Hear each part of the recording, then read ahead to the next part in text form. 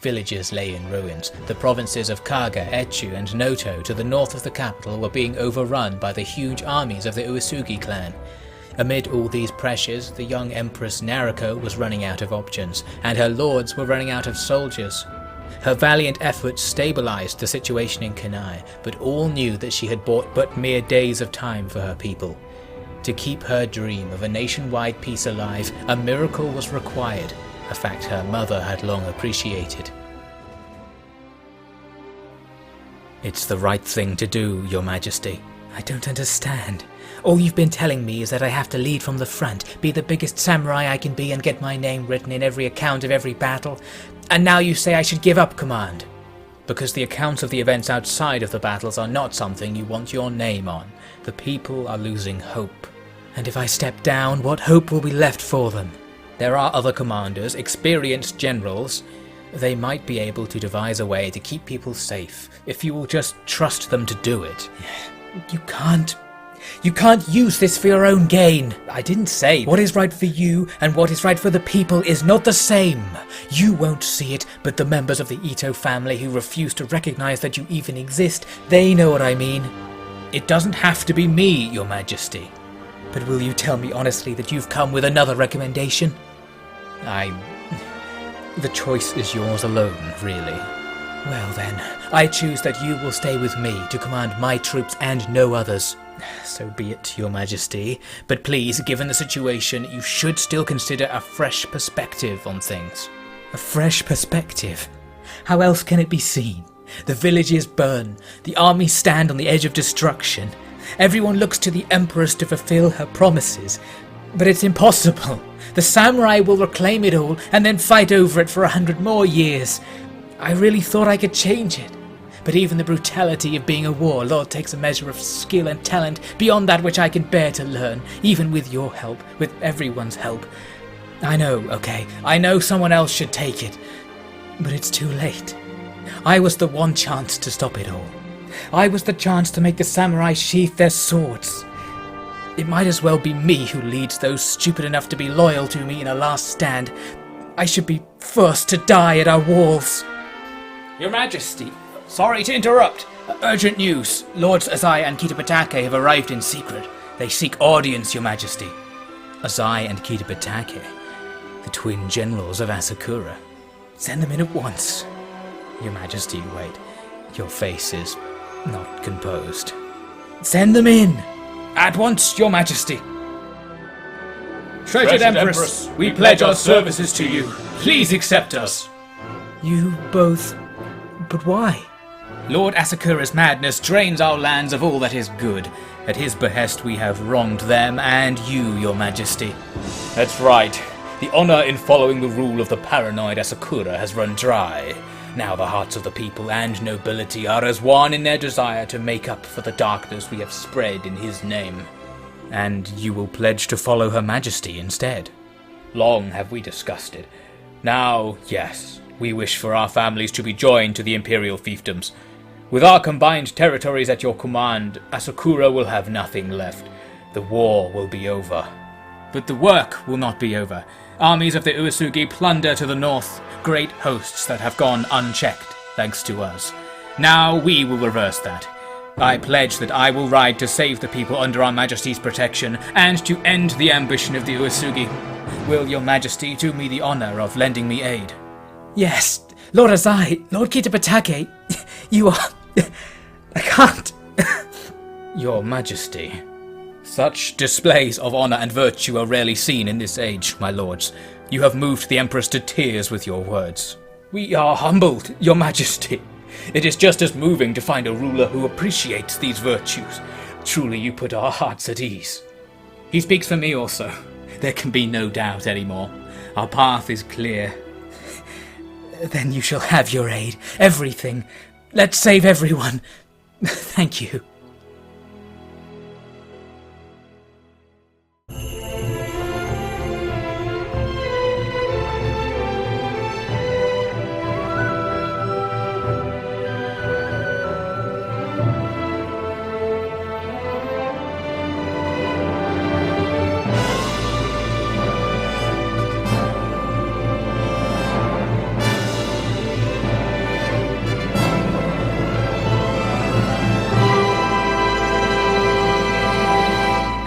thank you for joining me for another episode of Nariko's Treasure. Right now we're joining Lord Azai just north of Imahama, right after his surrender. Along with Lord Kitabatake, those two lords controlled all of the Asakura territory, and due to their surrender to us, the Asakura clan is now all but gone. Also, Kanazawa there has been recaptured by some of our forces during the journey up to Imahama. So basically things suddenly have taken a turn for the better.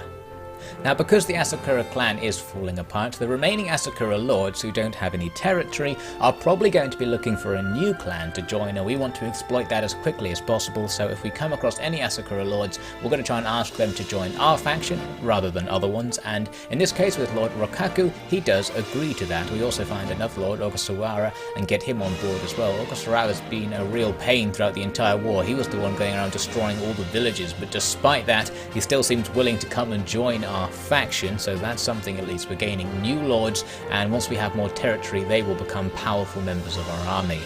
First though, we need to deal with the Uesugi main force, which has just taken Gifu Castle from us and is now heading north, perhaps to recapture Kanazawa or to besiege Ichodani.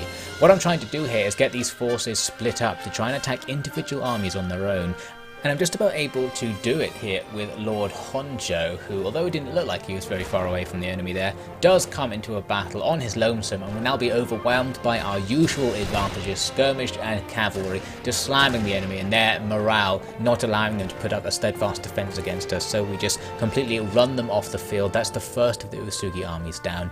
Now I'm trying to get this second army here, Lord Kojima, with the help of Azai off to the left there, but one other Lord, Nagao, is going to come over to help in this battle. They're not going to completely split up, perhaps seeing what I'm doing here. Luckily though, Azai will join the battle on our side as well, so it's going to be a 2-on-2 against Kojima here. I noted that Lord Kojima owns a lot of really important territory in the Uesugi domain, so he is an important figure to keep an eye on. If we can ever get him to defect, that will really turn things in our favour, but for now he's not interested. It's time for a decisive battle. 420 troops on our side against 350 on theirs. A large battle, but the advantage is ours. Nariko's forces set up on the flank of the enemy army, cutting them down with range fire there. As you can see, even before Nariko could go in to hit with the lance, the enemy is just falling before her. And while this was happening, Azai was attacking from the front, keeping the infantry busy, but he unfortunately managed to lose that fight. So the infantry started breaking through. I had tried to help him out using my cavalry, but even my cavalry started taking heavy losses as well, so I had to cool off that attack and try and reform my army, now facing a different direction as the enemy were basically coming around behind me. But I also had to deal with the fact that the enemy had a reinforcement wave, so now I was being attacked from my right and left flanks simultaneously, which wasn't very nice. Luckily the reinforcements arrived first, so we could focus on them, turning my army to take these guys out, especially these skirmishers here in a big blob. They're going to be a really nice target for my own skirmishers and of course for cavalry attacks. My infantry beat their infantry locally, so now we can come over to have them join this fight against the skirmishers. Some of the enemy skirmishers actually just running away there, perhaps the right thing to do. So with that all sorted, we can refocus to take out the rest of the enemy's main force, which was now coming up a big hill towards us. We had a great advantage in order to finish them off here. Nariko fighting on the front lines, but going to take some damage in this fight, so has to sneak back behind our own troops just before she is too wounded to continue fighting on. But we have a massive advantage here, so I just charge. The few remaining enemies and the battle comes to an end there. So by the end we lost 8 troops, Azai losing just over 40, but the enemy losing over 300. This has been a decisive victory that's at least halved the strength of the enemy's main force, and we can take on some troops from the large selection of prisoners they had with them as well. So with that done, the rest of the enemy's group basically scatters. None of these armies want to fight with Nariko anymore, so they're all just running in all different kinds of directions to try and get away, but Nariko's party is faster than all of them. So I decided to take this opportunity to just go around and find all the local Uesugi armies and just beat them. And every fight was very easy with minimal to no losses. Basically we just used our cavalry to destroy their infantry from behind, and then the enemy's skirmisher blocks were going to be sitting ducks for our entire army to drive them down and absolutely annihilate the vast majority of the Uesugi forces in the region, as demonstrated by this footage, which just represents the 2 or 3 battles that took place around this time. But once those battles were over, we had some bad news. The Ukita clan suddenly declared war on us out of nowhere. Now the Ukita clan are the blue-coloured clan just to the west of our territory, so this is actually a pretty major threat. I immediately started returning to Kyoto to assess the situation. We can see their territory here borders us pretty heftily, and they even have a castle inside our territory kind of awkwardly. Although they are choke-pointed slightly by the layouts of the territory, they can only really attack us through a very narrow passage down by the road, so that'll make it easy to defend. But before that, when I reached the hall at Kyoto, I noticed there were some more unfamiliar lords hanging around. My lady, your majesty, I am Lord Oyamada. I apologize for lying in wait. Should I return at another time? No, it's okay. Nagiko, remove my armor. Majesty? Really? You don't have to do this in front of everyone. I am dressed underneath, you know. Oh, of course. I mean, I didn't mean to say that.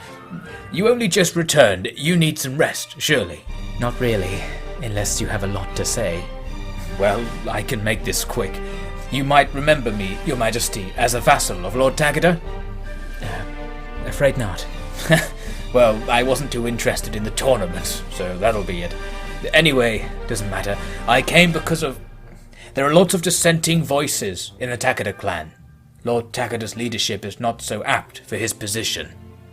I remember. He has good intentions, but not the mind for it. Indeed. Many of us are looking for a more worthy cause to serve.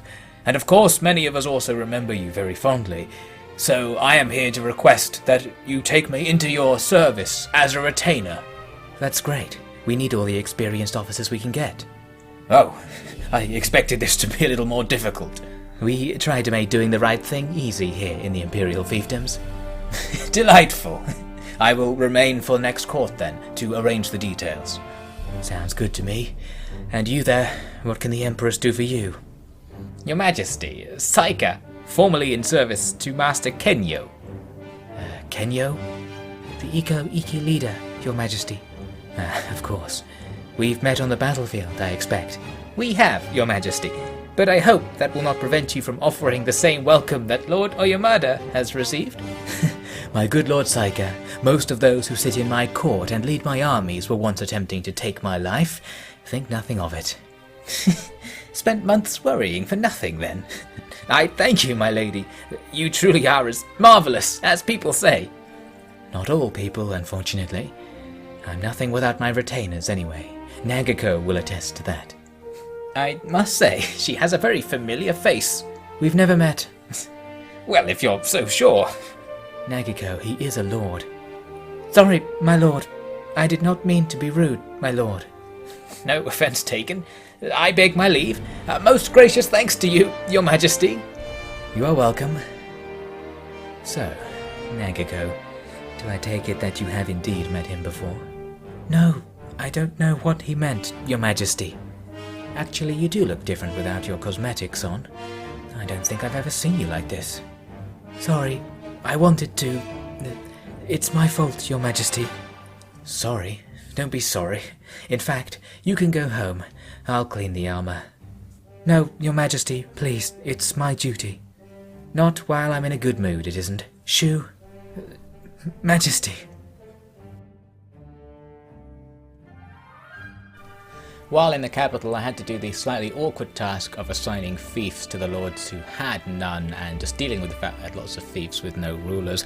Awkward because we have so many lords now that this is generating a lot of hate from all the guys who aren't getting things immediately, and one of them, Kikuchi, is actually angry towards us right now, but we will come back to that at a future time. Right now, I wanted to go and spy on the Ukita and just generally assess the situation and work out what we're going to need to do to deal with the fact we're now at war with them.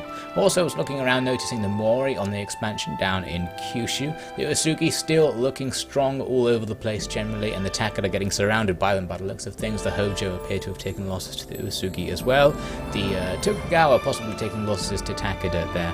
Overall, the situation relatively stable, big clans dominating the field as always, and we are now one of those big clans.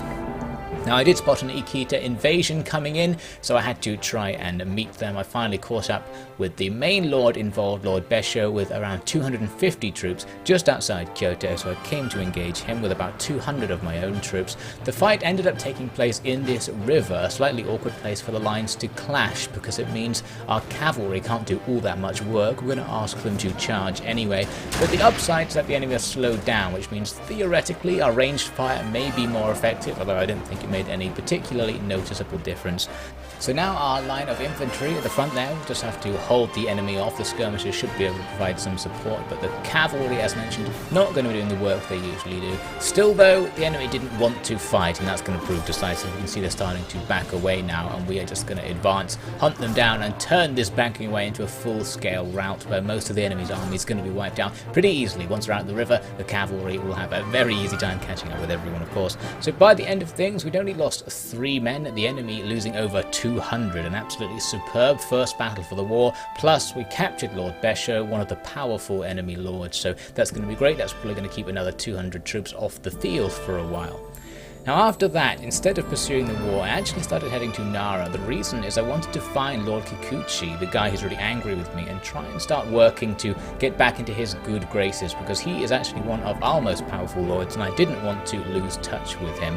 He wasn't actually here, as it turns out, although I did spot that Lady Yamanouchi, the true heir to the Uesugi clan, was here and presumably wants our help. There were too few, that is the crux of it. So many listened to me, so many seemed to sympathize, but the problem is most of them are enjoying more power and wealth than ever thanks to Lord Uesugi's constant warring. Even if they know the clan is mine by right, they can't bring themselves to change from the course they're on. But it's not just the samurai who count. You could rally the people to your cause. Common people have a deeper sense of what is right than you might think. Well, it's an option, but there's little the commoners could do to aid me. Ashigaru will fight as hard as any samurai if the cause is right. That's why I'm here today. And where are those Ashigaru now? Your imperial fiefdom fields more samurai than any clan. They have done their job. The samurai wars are not the responsibility of the people. But they should want to rise up to support me. Because your claim is not petty or greedy. You want to see tradition upheld and honor upheld. No one wants a world where Kagetora can get away with what he did. And if it's a choice between joining you or being drafted for his personal wars, they won't think twice. You sound quite sure. But I'm so unfamiliar with this whole line of thinking that I can't rely on it.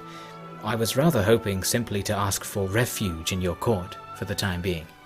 You shall have it on one condition. If I can get the people of the Uesugi lands to demand your return, that you will not be cowed, that you will trust in their strength and confront Kagetora. You make a rather remarkable offer.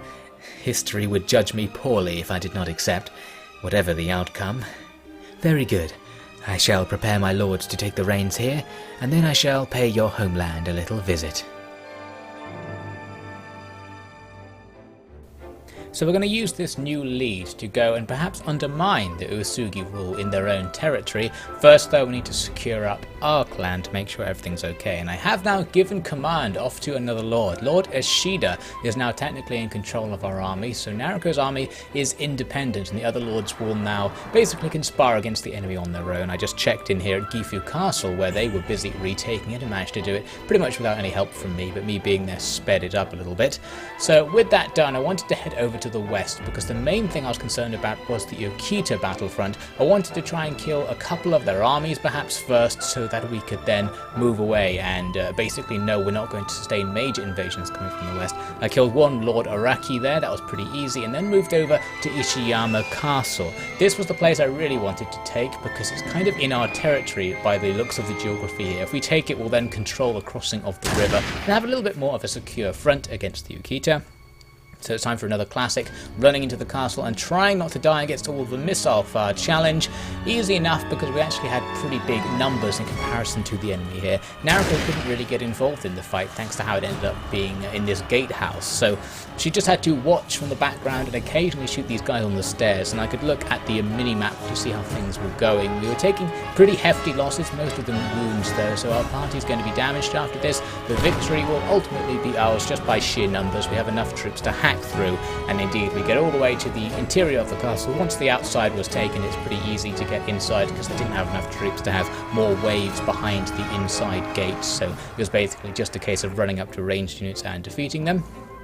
Now, we had to give this castle to someone, of course, and I wanted to give it to Kagura here because it used to control a lot more territory and seems to have lost it, so I decided to restore his importance in our fiefdoms. But the problem, as you can see, is some of our lords starting to get really angry with me for not giving them new territory, particularly Kikuchi. He already controls 2 cities, which is why I don't want to give him more territory. But the fact I haven't given him anything for ages basically means he feels like his service isn't being rewarded, so he's getting angrier and angrier. I will have to go and try and meet with him later to discuss that.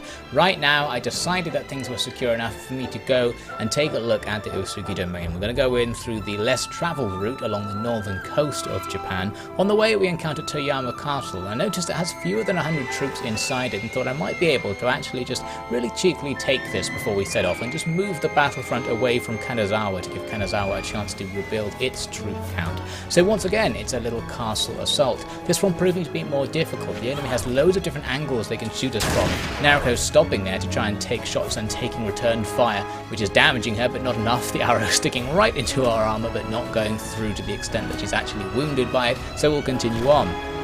But throughout this castle, there are going to be lots of chances for the enemy to get ranged fire onto our troops. Right here in this first courtyard, a nice example, we have to go up these ramps which are overlooked by these firing holes in the wall, plus enemy melee troops met us on the ramp, delaying us here. I'm going to stay out of this melee personally, too dangerous right now, but we can still provide some supporting fire by minimising the amount of people just peeking over the edge here and shooting down at our easy target troops. But soon enough, our men will be able to break through this. Again, we have plenty of numbers. The loss is going to be hefty, much worse than it would have been in a field battle, but ultimately it was okay once we got through the outer defences. I wanted to give this castle to a lord I didn't like, so I gave it to Ogasawara, basically because I thought this castle will probably be retaken really quickly, so I'll give it to someone who I don't really mind is going to lose his fiefs. Problem is, of course, now Kikuchi's getting even more angry, as are all the other lords, of course, although many of them are just kind of neutral right now, so it doesn't really matter, but they're getting a little bit angry with me. Anyway, we're going to start moving on, and a couple of Uesugi armies appeared right after I took Toyama, so I thought I might as well kill these guys just so things are secure for now. Rolling over the first one, there's only 30 or so men, and then moved over to the east and spotted even more Uesugi armies in the area. I wanted to attack Kitajo. He had the biggest of these forces, and it was actually a little bit bigger than mine because I'd taken wounds in that castle assault in particular. I only had something like 140 men against his 175 or so, I think it was. This battle started with a nice cavalry fight. Their cavalry came up this hill into my cavalry, Nariko coming in with the rear attack, and basically my cav just slashed down the hill and completely annihilated their cavalry division immediately. The problem now, though, was that all of the enemy's infantry were coming to attack my cav, and they were stuck in a kind of stationary position where they couldn't charge. So I'm ordering the cav here to just run back across the face of our army. The hope is we'll draw the enemy into the line of fire of our skirmishers and ultimately into our infantry line. I stayed here to just kind of cover the escape of the cavalry and draw the fire from the skirmishers. The problem with that is Nariko really shouldn't be using herself to draw fire, so after taking a few hits, she's going to escape, cutting down a few enemies on the way and getting back behind our line safely. And that was pretty much the end of the battle. We just annihilated the enemy after that, so we'll skip ahead now to reaching the next Uesugi castle. There was an enemy party just outside it sneaking in and more troops inside. Basically the Uesugi trying to hide from Nariko now to avoid combat. But we're going to do what we're really here to do, which is to go around the Uesugi domain and ask every village if they have a quest for us to do, and if they do have one for us, we have to go ahead and try and complete that quest. This is how Nariko is going to spread the cause of Lady Yamanouchi around the Uesugi lands and try and just undermine support for the current clan. Now, this first village does happen to have a quest. They want us to train the peasantry to fight against local banditry, something we've done many times before. This is the classic action where you go out at night, sticks out, and have a little thwack, and the beatdown that Nariko provides the local peasantry will teach them a thing or two about fighting. And just as well, because of course some bandits are on the way right now, so Nariko is going to basically take this on personally to further impress them while her troops try to convince the locals of the merits of Nariko's cause. Incredible. I just don't understand why she's even here. She's the empress and all. And isn't Lord Uesugi at war with her? You are entirely right, friend. But the thing about Nariko is she'll risk anything to do what is right for Japan. That is why she is here to uphold the honor of Lady Yamanouchi. You mean Aya no Kata? She's still alive? Alive and ready to exercise her right to rule over these lands. She has earned Empress Nariko's trust. Now our lady will uphold virtue at her own expense for all our sakes. Everyone knows Lord Uesugi cheated his way to becoming the daimyo, but we all thought, if Lady Yamanouchi lives, then the clan leadership is false. And when you say everyone knows, how exact are you being? Well, everyone round here, at least.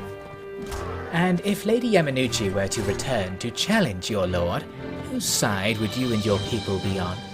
I don't know about taking sides, but I know what should happen in the end. And I think we owe it to Her Majesty there to make sure the right thing comes about. Right after the battle, I saw that there was an Uesugi army just outside the village, notably not taking part in the actions against the bandits, and I'm sure the villagers will have noticed this as well, contrasting their actions with those of Nariko. And we're going to show them something else. We're going to go out and show them how easy it is to actually overcome these clan forces. Kojima, the enemy lord, actually just charged right into our lines in this battle and suicided himself against our troops, so that's going to make this nice and easy, because now the enemy force will be in disarray without their commander. So all we need to do now is just destroy these scattered forces. You can see them just running about all over the place, everyone running in different directions. There is no sign of order among the enemy ranks, and we of course can exploit that. Our cavalry and infantry moving forwards to follow Nariko's example here by just running rampant through the enemy troops and finishing off their army very, very easily. Hopefully the people will take note. Nariko had finally given up direct command in the imperial fiefdoms' wars, and returned to something much more familiar, working with and for the people of Japan, and using her wealth and power to support the causes that made her take up the sword to begin with. And every success could be translated into strategic victory if the Uesugi clan could be crumbled by a lack of animosity for their supposed mortal enemy. But Nariko's absences from court were now starting to take a toll on the unity of her own administration. While her mother took every chance she could to act as regent, others were beginning to lose their conviction for serving the new empress.